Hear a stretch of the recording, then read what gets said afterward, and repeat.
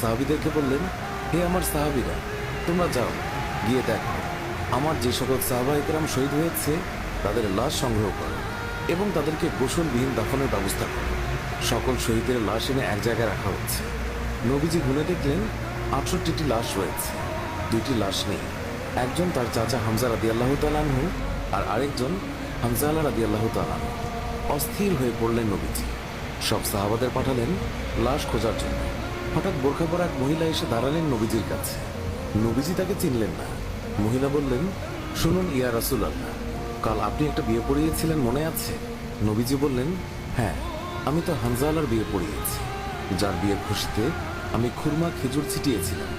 মহিলা বললেন, ইয়া রাসূলুল্লাহ, আমার হাতটা দেখেন, হাতের মেহেদি এখনো শুকায়নি।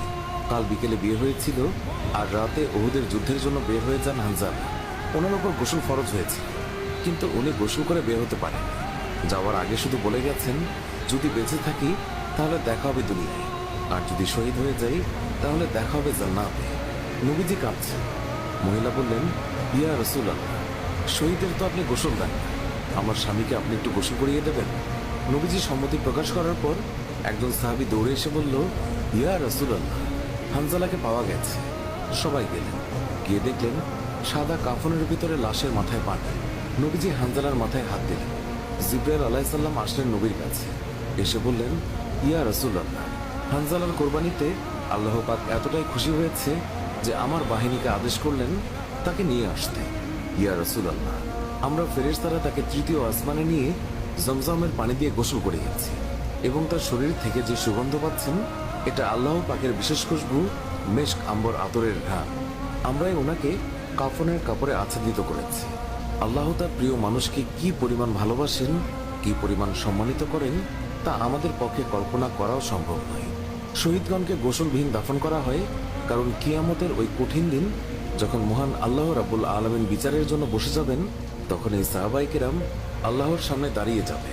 মহান আল্লাহ রাব্বুল আলামিন তাদেরকে জিজ্ঞাসা করবেন, বান্দারা, তোমাদের এই অবস্থা কেন?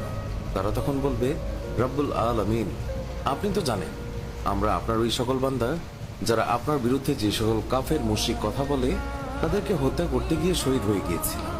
আল্লাহ তাআলা বলবেন, ও আমার বান্দারা, তোমরা যারা আমার জন্য তোমাদের জীবনের মায়া ত্যাগ করেছিলে তার জন্য আমি তোমাদেরকে আজ বিনা হিসাবে জান্নাত দান করলাম। সুবহানাল্লাহ। সুপ্রিয় দর্শক, এর সাথেই শেষ হচ্ছে এখনকার ভিডিওটি ভালো লাগলে লাইক দিন, আপনার প্রিয়জনদের মাঝে শেয়ার করুন। এখনকার মতো বিদায় নিচ্ছি, দেখা হবে নতুন কোনো ভিডিওতে। এতক্ষণ ধরে ভিডিওটি দেখার জন্য অনেক অনেক ধন্যবাদ।